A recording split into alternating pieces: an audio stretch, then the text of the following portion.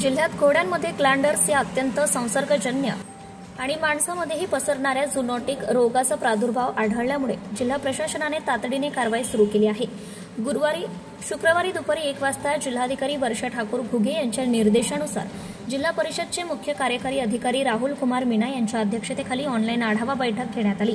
या बैठकीस पशुसंवर्धन, आरोग्य, पोलीस, महानगरपालिका विभागांचे अधिकारी तसेच लातूर जिल्ह्यातील घोडा मालक-पालक मोठ्या संख्येने उपस्थित होते। लातूर जिल्ह्यात एक घोडा ग्लँडर्स पॉझिटिव्ह आढळला असून 4 घोडे संशयित म्हणून ओळखले गेले आहेत।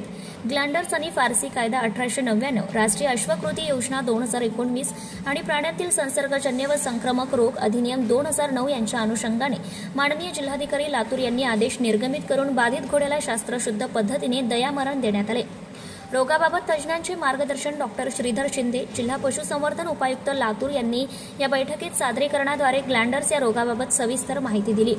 त्यांनी सांगितले की 5 किलोमीटर परिसरातील सर्व घोड्यांचे नमुने पुणे येथील रोग अन्वेषण प्रयोगशाळा व हरियाणामधील राष्ट्रीय अश्व संशोधन केंद्र हिसार येथे तपासणीसाठी पाठवले जात आहेत।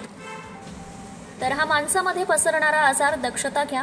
सीईओंच्या सूचना राहुल कुमार मीना यांनी स्पष्टपणे सांगितले की ग्लँडर्स हा सूचना देणे बंधनकारक व माणसांमध्ये पसरणारा आजार आहे। त्यामुळे पशुसंवर्धन, आरोग्य, पोलीस आणि महानगरपालिका विभागांनी योग्य ती दक्षता घ्यावी। Subscribe now and press the bell icon. Never miss an update.